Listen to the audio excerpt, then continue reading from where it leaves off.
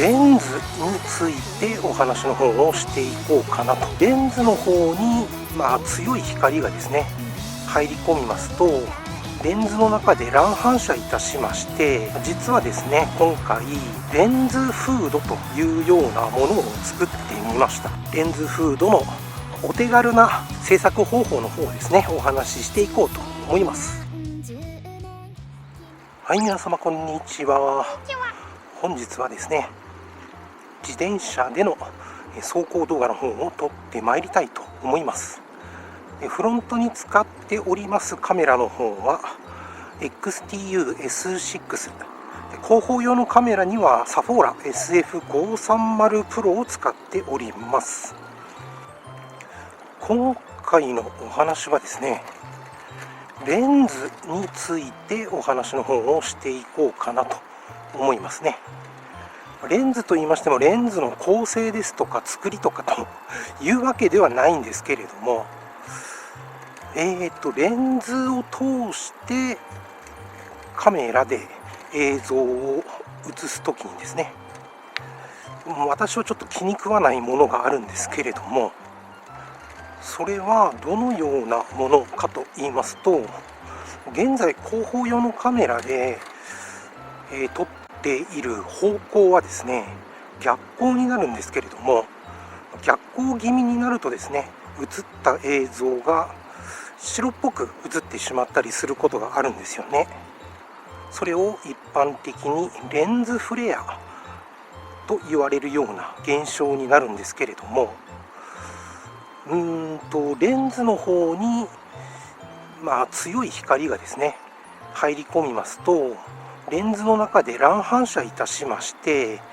映った映像がですね白っぽくなってしまうと。それはですねコントラストの低下を招いたりですとか、発色が悪くなったりですとか、いろいろ弊害があるんですよね。もしかすると現在広報用のカメラの方ですでに映像の方が白っぽくなってしまっているかもしれませんけれども、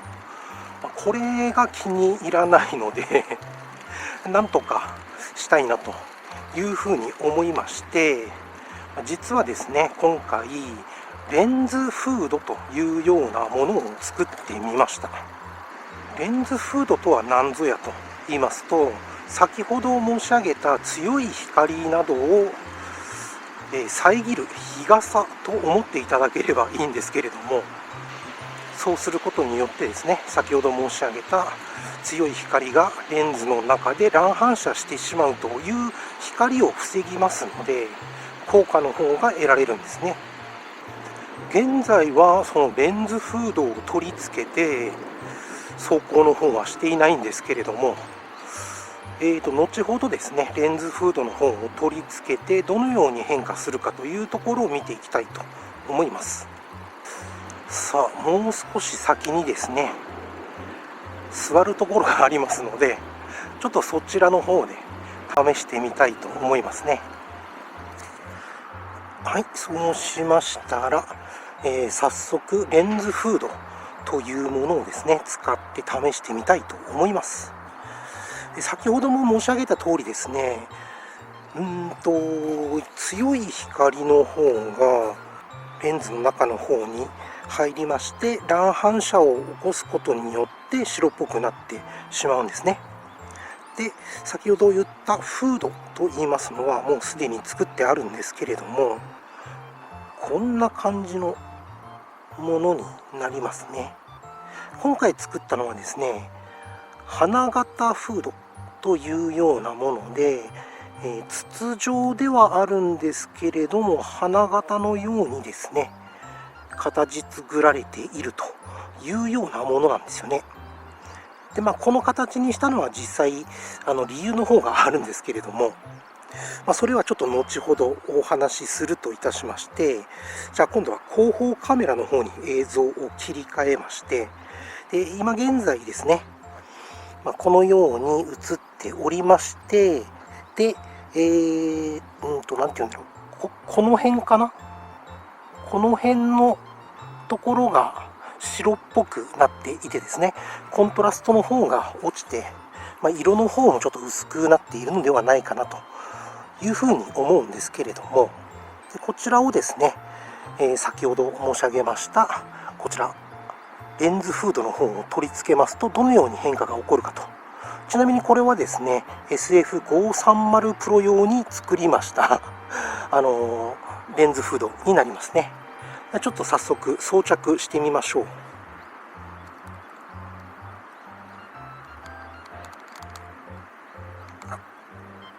こんな感じかな。はい、どうでしょう。先ほどの白っぽくなっていたところは、お話しいたしましたレンズフレアというものが出ていたんですけれども、今のレンズフードの方を取り付けまして、そちらの方が消えたのではないかと思うんですよね。どうでしょうかね。多分この辺のところがこう白っぽくなっていたのが消えたのではないかなと思います。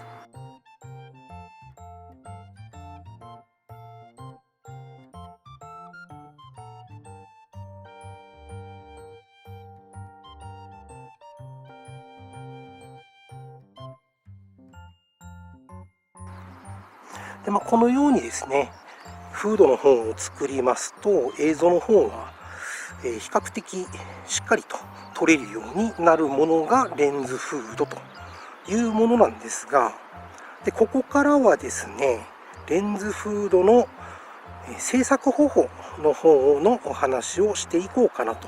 思うんですよね。レンズフードを作るにあたりましてお金をかけるのもちょっともったいないと言いますか、ということもありますので、実はですね、お安くですねペットボトルのキャップを加工して作りました。非常にお手軽というようなことなんですが、でなぜ SF530 のレンズフードの方を作ったかというとですね、実はこのカメラが一番レンズフレアの方がひどかったんですよね。それもありまして、できるだけ、そういったレンズフレアの方を解消したいなというふうに思ったんですね。以前に支笏湖というところに向かって走っていた時にですね、こう斜め前に太陽があったんですけれども、ずっとレンズフレアの方発生しておりまして、かなり白っぽい映像が続いて見づらかったんですよね。で、それだけに限らず前回の自転車走行動画だったかなでもレンズフレアの方出ておりまして皆様はどう思われるかわからないんですけれども、私はですね結構気になっていたんですよね。で今回それが解消したということで、レンズフードのお手軽な制作方法の方をですねお話ししていこうと思います。完成品はですね先ほどお見せいたしましたような形になるんですけれども、何か適当なものを見繕ってですねカポッとかぶせられるような大きさのものを選んでいただきまして、当然ですねもともとぴったりというようなものがあればいいんですけれども、そういうようなものはなかなか見つかりませんから、私の場合はですね一回り大きいもの、ペットボトルのキャップを選びまして、その隙間をですねグルーガンのホットボンドを使いまして隙間を埋めたんですね。当然脱着するようにしたいものですから、ボンドで固定するのではなく、まずは周りにホットボンドをつけて乾かしまして、その後ですねカッターですとかを使いましてちょこちょこっとこう削りながらぴったりとはまるようにしたんですね。これでぴったりのレンズフードになる土台のものができましたのでそれをですねまずはこのようにしてですねキャップの部分をくるっとくり抜いてしまうんですね。その状態でカメラのレンズに取り付けますとこのように映りまして、当然このまま使うとですね確かに光の方は遮られますけれども、非常に見づらいみっともない映像になってしまいますので、ここからちょっとずつですねカッターを使いまして加工の方をしていきます。まずですねカットの流れなんですけれども、まず四方の角が見えなくなるように切れ込みを入れるんですよね。で切れ込みを入れた後、次はですね、両サイドの映り込みが見えなくなるように、こんな感じでカットの方をしていきます。でカットする際はですね、思い切ってガツッといくのではなく徐々に、カットしていった方が失敗は少ないと思います。花形になるように意識しながら少しずつですね、角の方を落としていく形になりますね。先ほども言いましたけれども、大胆にカットするのではなくてですね、少しずつ時間をかけてコツコツと削っていくのが一番、最短距離といいますか、最短時間で仕上がると思いますので、仮にですね、失敗したといたしましても、ペットボトルのキャップですから、そんなに失敗して困るようなものでもないですから、そのままですね、もうダメだと思いましたら、他のものにまた一からですね、やり直すこともできると思いますので、そして、カットしたものが、こういう形になるわけですね。正直ですね、このままでもいいんですけれども、できればですね、艶消しの黒で塗装をするのがベストかなと思うんですよね。100均スプレーなどで塗装は売っておりますので、そういうのを利用してですね、色をつけた方が黒く塗ってしまった方がいいかなというふうには思うんですけれども、それはなぜかというとですね、黒というのは光といいますか明かりをですね吸収してしまいやすい色なんですが、これが白とかになりますと逆に反射してしまいますので、せっかくフードを作ってもですね、フードの反射した光がレンズの中に入ってしまいまして、レンズフレアが発生する可能性もありますので、できればですね、黒く塗っていただきたいかなと思いますね。フードの内側の件に関してなんですけれども、そのままでもいいとは思うんですが、ペットボトルにキャップを閉める時の溝がキャップに刻まれていると思うんですよね。私はちょっと気になりましたので、できるだけフラットになるようにカッターで削ってはいたんですけれども、私はそのまま削ったままなんですが、綺麗に仕上げる場合はですね、ヤスリをかけて凹凸をなくしてしまうというのが一番ベストな作り方ではあると思います。ちなみにですね、今回はサフォーラ SF530 プロ用のレンズフードの方を作って、今装着いたしましたけれども、先ほどまではですねレンズフードを装着せずに走っておりましたので、ここからはですね、レンズを装着した状態でレンズフレアが先ほどと同じように出るのか、それとも効果があるのかというところを見ていきたいと思います。そして、ついでといってはなんなんですけれども、今回フロント用のカメラの方に使っております XTU-S6 ですね。こちらのレンズフードの方も作っておきまして、装着しております。ただし、これから走る場所はですね、特に逆光気味で走るわけではなく、順光、太陽が背中の方向から当たるというような状態で走りますので、そういう場合はですね、レンズフードというのはさほど効果はないんですけれども、広報用のカメラサフォーラ SF530 プロの方はですね、逆光気味になりますので、そういったレンズフレアでコントラストでしたりサイドなどの低下を防ぐことができるのかというようなところをですね、これから見ていきたいなと思います。ではちょっと走っていこうかなと思いますね。ちなみにですけれども、レンズフードを、作る段階でですね、レンズキャップというような使い方もできるんですよね。一番最初にキャップを丸くくり抜いた部分をくり抜かずにそのままカポッとはめればですね、レンズキャップの出来上がりなんですよね。そういう使い方もできますので、私はですね、比較的多くの中華アクションカメラでそういった、レンズキャップの方を使ってますね。さあ、広報用のカメラどうでしょうかね。レンズフードの効果はあるんでしょうかね。100% レンズフードで